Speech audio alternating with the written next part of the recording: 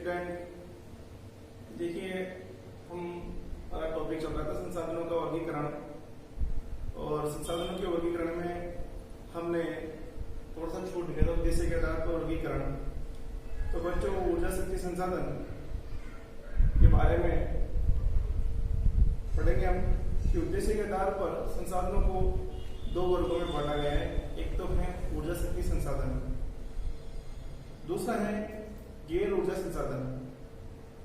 तो देखिए बच्चों, अगर हम ऊर्जा शक्ति संसाधन की बात करते हैं तो जिन संसाधनों का उपयोग से ऊर्जा शक्ति प्राप्त होती है वो ऊर्जा संसाधन कहलाते हैं। जैसे कि पेट्रोलियम है, कोयला है, परमाणु ऊर्जा है, पवन ऊर्जा है, विद्युत ऊर्जा है, सौर ऊर्जा है, भूतापीय ऊर्जा है, जवारी ऊर्जा है। तो ये सब ऊर्जा के संसाधन हैं। तो ऊर्जा शक्ति संसाधनों को हम बच्चों दो भागों में बांट सकते हैं। एक तो पहला भाग है परंपरागत ऊर्जा शक्ति संसाधन, दूसरा है गैर परंपरागत ऊर्जा शक्ति संसाधन। तो बच्चों, परंपरागत ऊर्जा शक्ति संसाधन है उसके अंतर्गत कोयला, पेट्रोलियम, प्राकृतिक गैस, इसके अलावा जल विद्युत, इन चीजों को रखा जाता है। परमाणु ऊर्जा भी है। तो जिन संसाधनों का प्राचीन काल से उपयोग किया जा रहा है परंपरागत संसाधन कहलाते हैं। जैसे कोयला है, पेट्रोल है, जल विद्युत है, परमाणु ऊर्जा है आदि का प्राचीन काल से उपयोग किया जा रहा है। अब गैर परंपरागत ऊर्जा संसाधन, जिन संसाधनों का उपयोग अभी भी किया जाने लगा है, गैर परंपरागत ऊर्जा संसाधन कहलाते हैं। जैसे कि सौर ऊर्जा है, पवन ऊर्जा है, ज्वारी ऊर्जा है, भूतापीय ऊर्जा है आदि का उपयोग वर्तमान में किया जाने लगा है। तो बच्चों, हमने देखा कि ऊर्जा के स्रोत दो प्रकार के हैं, परंपरागत और गैर परंपरागत। देखिए, परंपरागत जो ऊर्जा संसाधन है वो सीमित मात्रा में है और हम उसका उपयोग अगर विवेकपूर्ण ढंग से करते हैं तो आने वाली पीढ़ी के लिए ये संसाधन बचेंगे। यदि हम इनका अत्यधिक मात्रा में दोहन करते हैं तो ये संसाधन खत्म हो जाएंगे। परंपरागत ऊर्जा संसाधनों का अगर बचाना है तो हमें गैर परंपरागत ऊर्जा संसाधन है उनको विकल्प के रूप में काम लेना होगा। अब हमारा टॉपिक चल रहा था बच्चों संसाधनों का संरक्षण। जैसे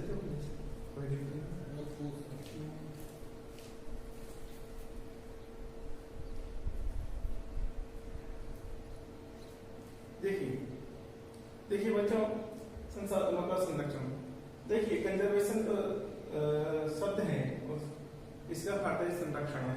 शब्द लैटिन भाषा के कन्वर्स शब्द से मिलकर बना है जिसका अर्थ है इकट्ठा रखना।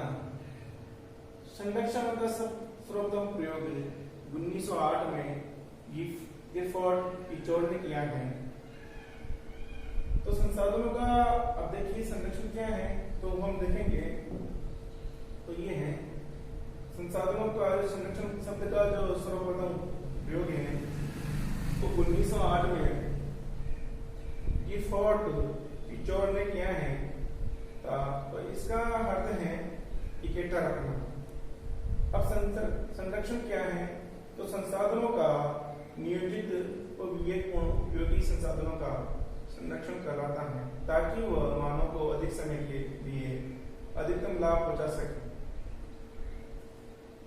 देखिए बच्चों, संसाधनों का जो संसाधन है वो सीमित है, सीमित मात्रा में है संसाधन। वो इतनी मात्रा में नहीं है कि जितनी बढ़ती जनसंख्या के हिसाब से संसाधन नहीं है। तो हम संसाधनों का संरक्षण के लिए सबसे पहले तो हमें उनका विवेकपूर्ण, नियोजित और मितव्ययितापूर्ण उपयोग करना है। तो संसाधनों का नियोजित, विवेकपूर्ण, उपयोगी संसाधनों का संरक्षण कहलाता है। अब छोटा सा क्वेश्चन आ जाता है कि संरक्षण किसे कहते हैं? तो संसाधनों का नियोजित, विवेकपूर्ण और मितव्यय विवेकतापूर्ण उपयोग करना ही संसाधनों का संरक्षण कहलाता है, ताकि वो मानव को अधिक समय के लिए अधिकतम लाभ पहुंचा सके। तो ये अगर हम नियोजन करेंगे, संरक्षण नियोजन के साथ संरक्षण करेंगे, तो आने वाली पीढ़ी के लिए ये संसाधन बचेंगे। राष्ट्र के सतत विकास के लिए संसाधनों का संरक्षण अति आवश्यक है। किसी भी राष्ट्र का यदि हम सतत विकास करना चाहते हैं, तो हमारे जैसे भारत है, अब इसका अगर हम चाहते हैं कि सतत विकास हो, तो हमें इनका संसाधनों का संरक्षण करना अति आवश्यक है। भारत जैसे देश के लिए संसाधन संरक्षण अति आवश्यक है, जहाँ संसाधनों की उपलब्धता में अधिक भिन्नता है, साथ साथ सघन जनसंख्या पाई जाती है। अब भारत जैसी बात करें तो भारत में बढ़ती जनसंख्या, घटते संसाधन, बढ़ती जनसंख्या और घटते संसाधन की जिस मात्रा में भारत में जनसंख्या बढ़ रही है, उस मात्रा में संसाधन नहीं बढ़ रहे हैं। संसाधन क्या है? सीमित है, इनके भंडार सीमित हैं। तो हम देखेंगे संसाधनों का विवेकपूर्ण उपयोग अति उपयोग के कारण कई सामाजिक आर्थिक पर्यावरणीय समस्या उत्पन्न हो गई है, और इन समस्या से बचाव के लिए विभिन्न स्तरों का संसाधनों का संरक्षण आवश्यक है। तो देखिए बच्चों, हमने देखा कि संसाधनों का संरक्षण से अभिप्राय है कि संसाधनों का नियोजित, विवेकपूर्ण और मितव्यय विवेकतापूर्ण पुनर्भरण क्षमता अनुसार विनाशरहित उपयोग करना ही संसाधनों का संरक्षण है। अब हम देखेंगे कि अगर हम संरक्षण नहीं करेंगे, तो आने वाली भावी पीढ़ी के लिए हम संसाधन बचा कर नहीं रह सकते।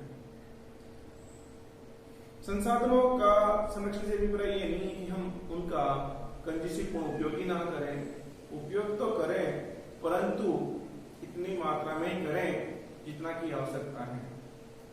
मानव ने आज अत्यधिक मात्रा में संसाधनों का दोहन कर दिया है। इस वजह से आज प्राकृतिक असंतुलन की समस्या पैदा हो रही है। यदि हम जैसे कि मान लीजिएगा, अगर कोयले की जगह हम कोयले से जो ऊर्जा उत्पन्न होती है, उसकी जगह हम जो ऊर्जा के संसाधन है, उसकी जगह हम सौर ऊर्जा, पवन ऊर्जा, धुआं ऊर्जा, बायोगैस आदि का भी उपयोग कर सकते हैं। अतः सभी संसाधनों का नियोजित और विवेकपूर्ण, मितव्ययितापूर्ण, विनाश रहित जनसंख्या और उसकी आवश्यकता के अनुसार लंबे समय तक उपयोग ही संसाधनों का संरक्षण है।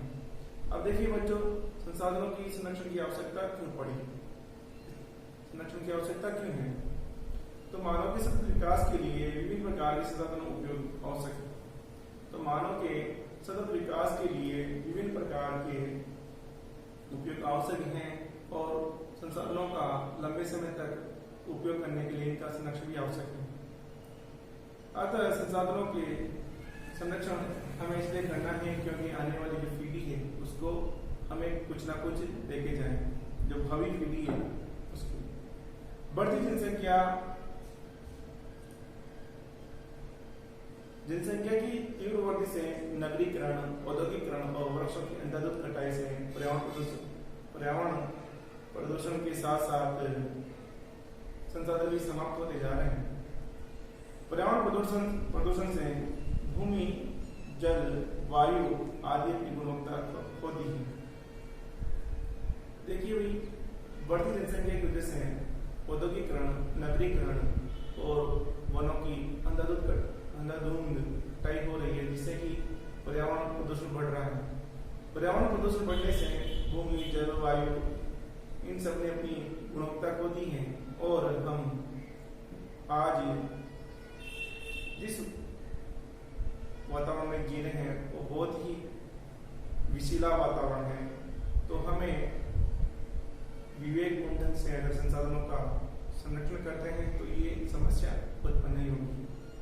देखिए आज पारिस्थितिकी तंत्र में असंतुलन के कारण ओजोन परत में छिद्र हो रहा है, ग्लोबल वार्मिंग हो रही है। इसके अलावा जीवन विनाश, मानव की कार्य क्षमता में कमी आएगी। देखिए, जो पारिस्थितिकी तंत्र है उसमें आज असंतुलन की स्थिति हो गई है, क्योंकि हमने संसाधनों का इतनी मात्रा में दोहन किया जिससे कि जो पर्यावरण संतुलन है, जो पारिस्थितिकी तंत्र है, वह असंतुलन की स्थिति पे आ गए हैं। तो बच्चों, जो पर्यावरण असंतुलन या पारिस्थितिकी तंत्र के असंतुलन के कारण ओजोन परत में छिद्र हो गया है। ओजोन परत सूर्य से आने वाली परावैक्लिक किरणों से हमारी रक्षा करती है बच्चों। तो अगर धीरे धीरे ऐसे ही बढ़ता रहा तो एक दिन हम चर्म रोग, आंखों की रोशनी, बहुत सारी ऐसी समस्याओं से ग्रसित हो जाएंगे। और ग्लोबल वार्मिंग यानी कि विश्व तापन क्षमता, यानी कि बर्फ पिघल रही है, और इसके अलावा पृथ्वी का तापमान बढ़ रहा है, जिससे कि जीव जंतु विनाश हो रहा है, समुद्र में मछलियां मर रही हैं और मानव की कार्य क्षमता घट रही है। अतः सभी विविध परिस्थितियों पर विजय पाकर सतत विकास करने और मानव सहित सभी जीवों के लिए जीवनदायिनी वातावरण बनाए रखने के लिए संसाधन संरक्षण आवश्यक है। अब देखिए बच्चों, संसाधन संरक्षण की समस्या, तो समस्या क्या है? देखिए, समस्या है बच्चों, देखिए क्या क्या समस्या है, तो हम समस्या के देखें तो देखिए समस्या कि मानव की आवश्यकताओं की पूर्ति विकास के लिए संसाधनों का उपयोग अनिवार्य है। मानव की आवश्यकता और विकास के लिए संसाधनों का उपयोग अनिवार्य है, परंतु मानव ने इतनी मात्रा में संसाधनों का दोहन किया है जिससे कि पर्यावरण असंतुलित हो गया है। आज नगरीकरण ने अत्यधिक मात्रा में पेड़ पौधे,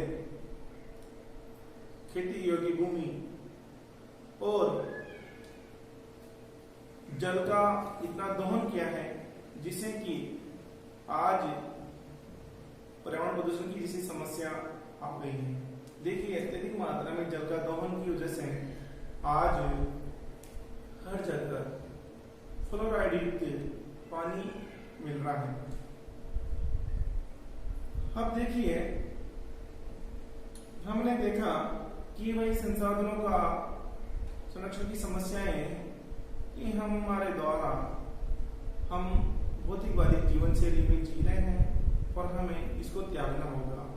और दूसरी बात, जो संसाधन नवीनीकरण योग्य हैं उनको अपनाना होगा। जहां पर यदि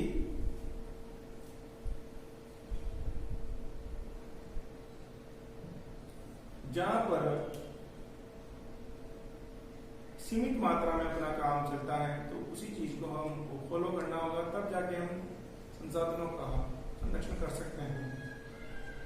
अब संसाधनों के संरक्षण में समस्या उत्पन्न करने वाले चार कारक निश्चित रूप से उत्तरदायी हैं। तो वही क्वेश्चन आता है कि संसाधनों के संरक्षण में प्रमुख समस्या कौन कौन सी हैं। तो बच्चों देखिए, कौन कौन सी समस्या हैं जो कि संसाधनों के संरक्षण में प्रमुख समस्या हैं। तो उपलब्ध संसाधनों की तुलना में निरंतर बढ़ती जनसंख्या के कारण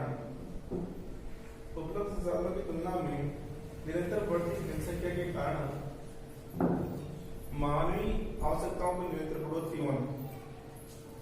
तो बच्चों ये है कि उपलब्ध संसाधनों की तुलना में निरंतर बढ़ती जनसंख्या के कारण मानव आवश्यकताओं में निरंतर बढ़ोतरी होना, जिस संसाधन सीमित है और जनसंख्या धीरे धीरे बढ़ रही है, यानी कि बढ़ती जनसंख्या के हिसाब से किसी भी देश में संसाधन नहीं है।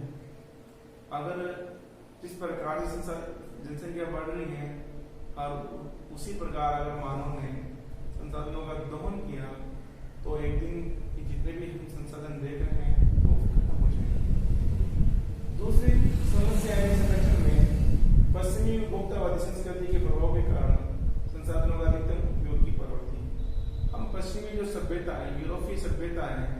उसको हम फॉलो कर रहे हैं, क्योंकि वो भौतिकवादी जीवन शैली है उनकी, तो उनकी भौतिकवादी या भोक्तावादी संस्कृति के प्रभाव के कारण हमने संसाधनों को अत्यधिक मात्रा में दोहन करना शुरू कर दिया। आज सभी व्यक्ति आराम की जिंदगी जीना चाहता है, तो उसके लिए क्या होगा, संसाधनों का वो अत्यधिक मात्रा में दोहन करेगा जल्दी बड़ा आदमी बनने के लिए। औद्योगिकरण और नगरीकरण में तीव्र वृद्धि। तो संसाधनों का संरक्षण में प्रमुख समस्या एक ही है कि औद्योगिकरण और नगरीकरण में तीव्र वृद्धि। आज के युग में बड़ी बड़ी इंडस्ट्रियां, बड़ी बड़ी फैक्ट्रियां खुल रही है, जिससे कि वहाँ का आसपास का जो वातावरण है वो प्रदूषण हो रहा है। वहाँ की मिट्टी, भूमि, जल सभी उस औद्योगिकरण से प्रभावित हैं। तो इस वजह से हम देखेंगे कि भाई जो वहाँ की जो संसाधन है वह दोहन की कगार पे आ गए हैं। जैसे मान लीजिएगा औद्योगिकरण हुआ तो वहाँ पर बड़ी बड़ी फैक्ट्रियां जब लगेगी तो वहाँ की भूमि, इस तरह के जितने भी वन हैं उनको काटा जाएगा। नगरीकरण बढ़ रहा है, धीरे धीरे नगर बढ़ रहे हैं, तो खेती योग्य भूमि है उसको धीरे धीरे मकानों में मकान बनते जा रहे हैं और खेती योग्य भूमि सिमटती जा रही है। तो इससे भी भूमि संसाधन का दोहन हो रहा है। अधिकतम विकास की प्रवृत्ति के कारण संसाधनों का अतिदोहन करना। देखिए आज जो विकसित देश हैं और विकासित देश हैं वह अधिकतम विकास की प्रवृत्ति की वजह से तो संसाधनों का अत्यधिक मात्रा में दोहन कर रहे हैं बच्चों। संसाधनों के अतिदोहन को जीन ब्रूस ने डाकुओं की अर्थव्यवस्था अथवा लुटेरी अर्थव्यवस्था कहा। इसे रॉबरी इकोनॉमी भी कहा जाता है। जी आप समझाओ, मैं बताऊंगा। मेरे पास फोन कर दूंगा आप विकास तो आप तो बाहर चला लगे चाय इधर पे जाओ मेरे पास शाम को चाय का लगाना है ना बाहर से चला लगा पर इधर पे जाओ चाय भी बताऊं इमेज चाहिए क्योंकि इमेज में ठीक है। तो सॉरी, अधिकतम विकास की प्रवृत्ति के कारण संसाधनों का अधिक दोहन करना। तो संसाधनों के अधिदोहन को जीन ब्रूस ने डाकू की अर्थव्यवस्था या लुटेरी अर्थव्यवस्था रॉबरी इकोनॉमी कहा। तो ये है बच्चों अब संसाधनों के संरक्षण के उपाय। अब संसाधनों के संरक्षण के उपाय देखिए।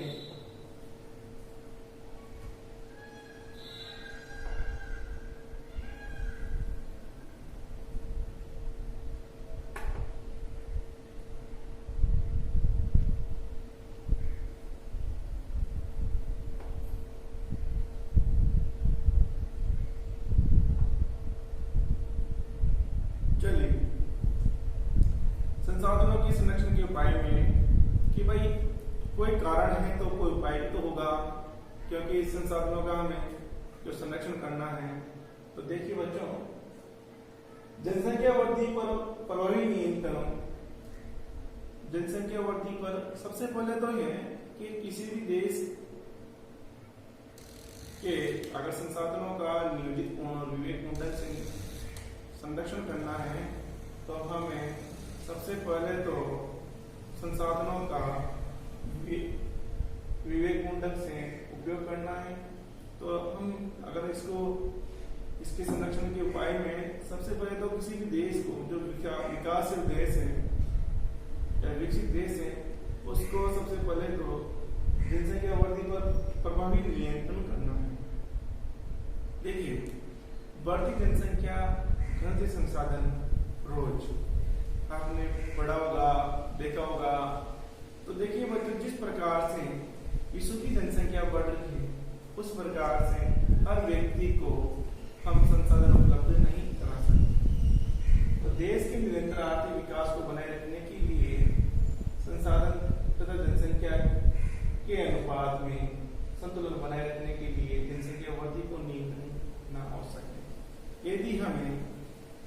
संसाधनों का संरक्षण करना है तो सबसे पहले तो जनसंख्या नियंत्रण करना होगा।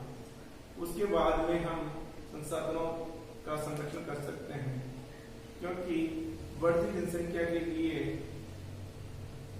रहने के लिए आवास भी चाहिए, पीने के लिए पानी चाहिए, भूमि चाहिए, सब कुछ होना चाहिए।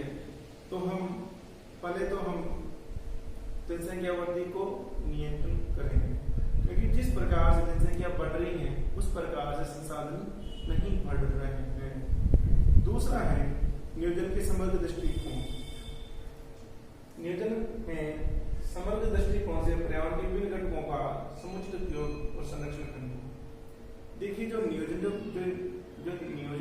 योजना बनाई जाती है उसको हम पर्यावरण को एक इकाई मानकर अगर हम नियोजन करें किसी भी चीज का या कोई भी विकास कार्य का, तो हम संसाधनों को संरक्षण कर सकते हैं।